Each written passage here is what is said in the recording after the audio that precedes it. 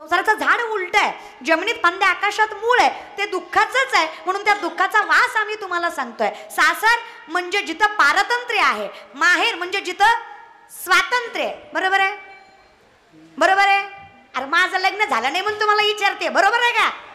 हा, पारतंत्र्य म्हणजे सासर, स्वातंत्र्य म्हणजे माहेर. आता ज्या माहेराचं सुख सांगता येत नाही आणि ज्या सासरचं दुःख मांडता येत नाही अशी अवस्था आहे. मग एक सासूरवाशीण बाई एका नदीवर जाऊन धुणं धुते, हातानं घरचं तोंडानं गावचं, अशा पद्धतीनं धुणं चालू आहे तिचं. हातानं घरचं धुतीये पण तोंडानं गावचं धुतीये, घराचं धुतीये, धुणं धुतीये मायबाप. बरं का?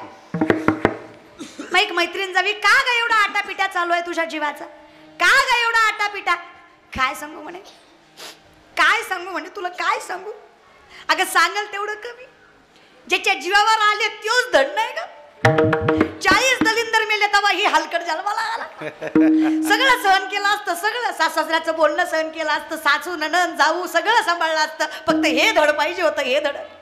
खरंय माऊली सांगतात, नवरा जर सावसाला असेल, नवरा जर चांगला असेल, नवऱ्याने जर धीर दिला तर बाई सगळं सासूरवास सहन करते. महाराज सासूनं किती बोलावं, सासऱ्यानं किती बोलावं, जावनं किती बोलावं, नंदीनं येऊन बोलावं, फक्त नवऱ्यानं रात्री म्हणावं नको ग काळजी करू मी आहे ना, बिनधास्तपणे सगळं सहन करते. असं माऊली म्हणतात म्हणून मी तुम्हाला म्हणते माझ्या बाबा, असं माऊली म्हणतात. हे असं आहे. म्हणजे जिथं नवराचं धड नाही तिथं सासूरवास होणारच आहे. माझा नवराचं धड नाही का जिथं जीवावर मी आले, काय करू असं वाटतं. सासरा गावी गेलाय, आता सासरा कोण? सासरा म्हणजे दंभ. लक्षात घ्या, सासूरवाशीण आपण सगळ्याच आहोत, आपण सगळ्याच पारतंत्र्यात आहेत सध्या. इथं लेडीज जेंट्स असं काही नाही, पारतंत्र्यात आहेत आपण सध्या. एक स्वातंत्र्य, एक पारतंत्र्य असतं. पुढे बसलेलं बाळ ताट बस रे. संस्थेतलं इकडे बघा, माझ्याकडे बघा. हां, शाळेत जाता तुम्ही? शाळेत जाता? मोठ्याने बोला, जाता का रे? हो. किती वाजता भरतं शाळा? 12. आणि सुटते किती वाजता? 5. बरोबर. सरकारी शाळेत आहे का तुम्ही? टेन्शन नाही माझ्या बरोबर. आणि तुम्हीच हुशार होणार रे दादा, इंग्लिश मिडियमचं काही खरं नाही बरं. काही दिवसानं दादा मराठी शिक्षण राहणार नाही. 90% मराठी माणसांची पोरं आज इंग्लिश मिडियमला आहेत. हां, काय अवस्था आहे रे. आपल्याला आपलं पटत नाही का रे? तुमचं कसं झालंय माहिती आहे का मायबाप? टकल्यावरची केस काढून काढून टकल्यावर केस येईना तरी तिरुपतीला मरत. पंढरपूर पायथ्याला आहे पण जनावर खपत नाही. अरे माझा देव तर केसही मागत नाही. काही फरक आहे का? उच्च नीच काही दिष्टे बाबा भक्ती दे कोणी या. अरे तुमचं इतकं अवघड झालं ना बाप. तुमच्याकडे ज्या देवाचा प्रचार जास्त आहे त्या देवाला गर्दी जास्त आहे.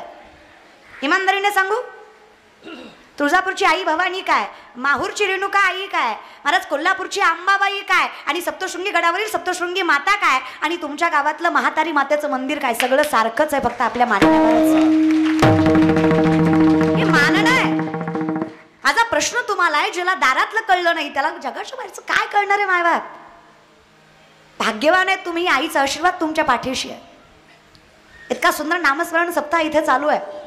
आई भवानीचा जागर आहे, आई जगदंबेचा जागर आहे, जिथे 9 दिवस युद्ध करावं मायबाप. आता हे नवविधा भक्तींचं पण महात्म्य आहे. नवरात्र 2 अनुषंगाने बघितलं जातं. एक तर षडविकार काढण्यासाठी नवविधा भक्तींचं जिथं आम्ही स्मरण करावं तिला नवरात्र म्हणावं. सगळ्यात श्रेष्ठ व्रत हे नवरात्रीचं मानलं जात आहे. ताकद खूप आहे मायबाप.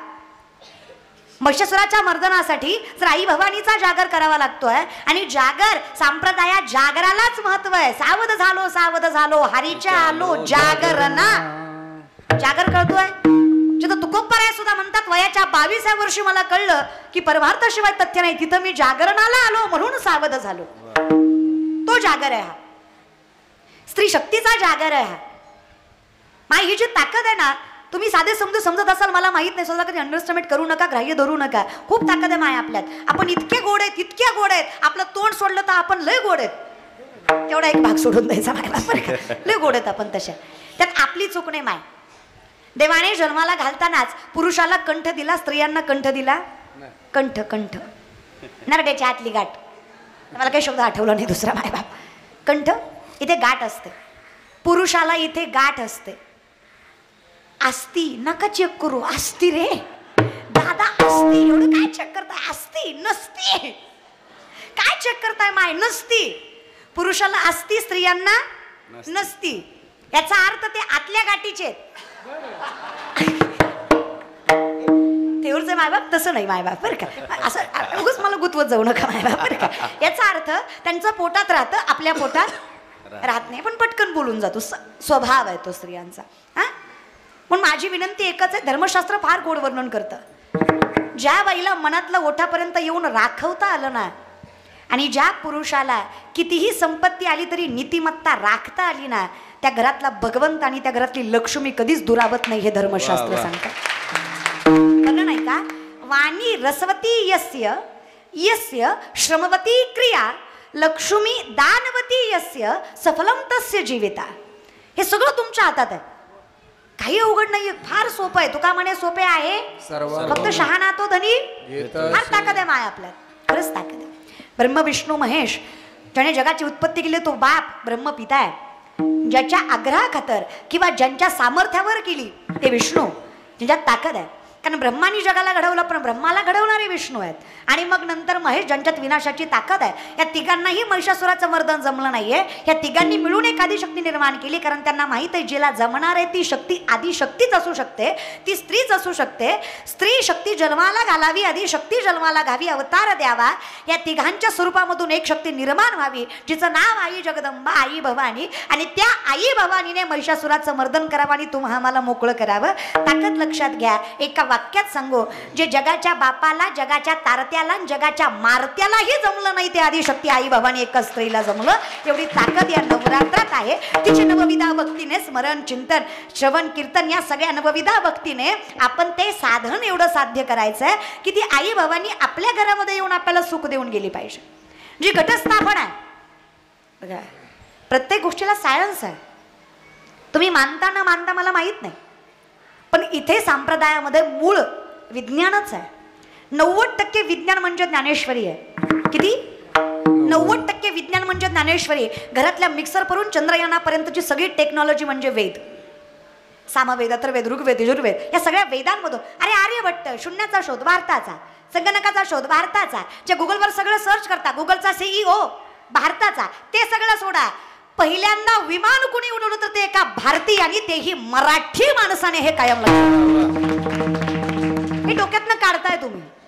आपली ताकद आपण समजून घेत नाहीये. अरे गाव माझी, माती माझी, परंपरा माझी, संस्कृती माझी, ज्ञान माझं, त्याग माझा. माझ्या सुखासाठी माझ्या आईबापाने इथं माझ्यासाठी साम्राज्य निर्माण करण्यासाठी आयुष्य खपवलं. जर माझ्या संतांनी मला अस्तित्व निर्माण करण्यासाठी त्यांचं आयुष्य खपवलं, तर या मातीत माझं साम्राज्य निर्माण करणं हे माझं कर्तव्य आहे. या कर्तव्यानेच जगलं पाहिजे. तुम्ही टाळ्या वाजवताय पण माझ्यावर उपकार करताय. दे रे घे, दे, एवढं बोलती पाहिजे तेवढं घे. आले बाई आमच्या गावात, दे घे, टाळी तुला घे, दे. दान करताय भिकाऱ्याला. अरे वाजवा वाटली तर प्रेमानं वाजवा, आणि काय काय तर धटकुले वाजवितच नाही. त्यांना माझी जिरवायची. हा ना बाबा, ती कीर्तन झाल्यावर म्हणणार एवढी पोरगी बमलत होती, पट्ट्यानं टाळी वाजवलीच नाही. ॲटिट्यूड. अरे कशाचा? अरे दाद्या, 7 कोटी घर शुद्ध कांचनाची आहेत रावणाची. किती? थेऊरकर 7 कोटी घर शुद्ध कांचनाची आहेत रावणाची. 7 कोटी घर सोन्याची. धोंड्याचा महिना सोन्याची. अर्धा तोळा घातला आपल्या सासऱ्यानं.